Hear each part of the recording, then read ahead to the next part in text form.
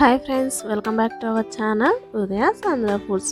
Friends, ఈరోజు మన recipe వచ్చేసి నైవేద్యాల స్పెషల్స్ రెసిపీ వచ్చేసి సూపర్ టేస్టీగా పాయసం. ఎప్పుడు తిన్నా ఇదే కన్సిస్టెన్సీతో పర్ఫెక్ట్ టేస్టీగా ఉండాలి అంటే ఎటువంటి ప్రాసెస్తో చేసుకోవాలో చూపించబోతున్నాను. వీడియోని స్కిప్ చేయకుండా చివరి వరకు చూడండి.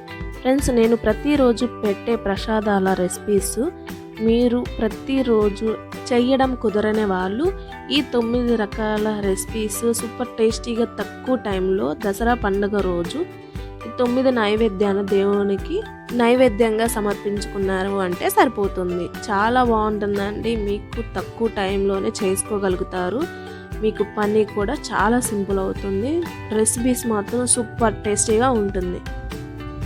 నేను ఆల్రెడీ ముందు పెట్టిన నైవేద్యాలను కూడా వీడియో చూడని వాళ్ళు ఉంటే తప్పకుండా చూస్తారని అనుకుంటున్నాను.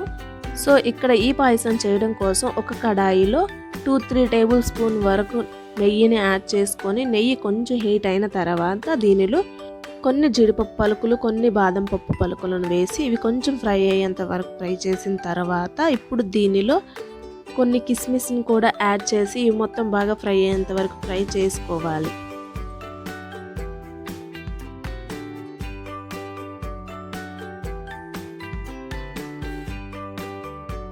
ఈ విధంగా ఫ్రై అయిన డ్రై ఫ్రూట్స్ని తీసుకొని ఒక బౌల్లో యాడ్ చేసుకోవాలి.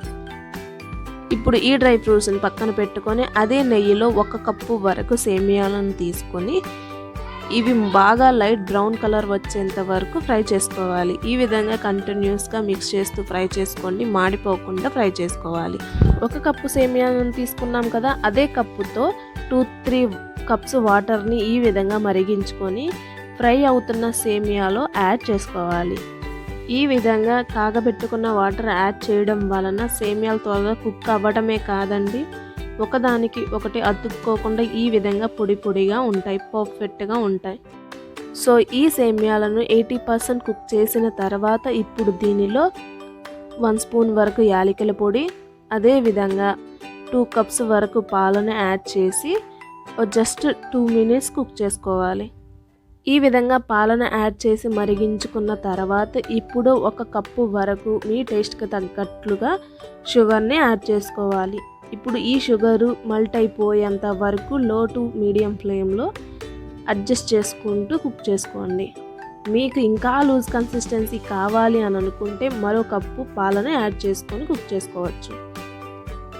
చూడండి, పర్ఫెక్ట్గా కుక్ అయ్యింది కదా సేమియాలు కూడా. ఇప్పుడు ఇందులో కొన్ని పచ్చి కొబ్బరి పలుకులను యాడ్ చేసి జస్ట్ 1 మినిట్ కుక్ చేసుకోండి. అదేవిధంగా ముందుగా ప్రిపేర్ చేసి పెట్టుకున్న డ్రై ఫ్రూట్స్ని కూడా యాడ్ చేసి మిక్స్ చేసుకోండి. ఈ విధంగా పచ్చి కొబ్బరి పలుకులను యాడ్ చేయడం వల్ల పాయసం టేస్ట్ చాలా బాగుంటుందండి. అంతే అండి, ఇక గ్యాస్ ఆఫ్ చేసుకొని సర్వ్ చేసుకోవడమే. సూపర్ టేస్టీ పాయసం రెడీ అయిపోయింది.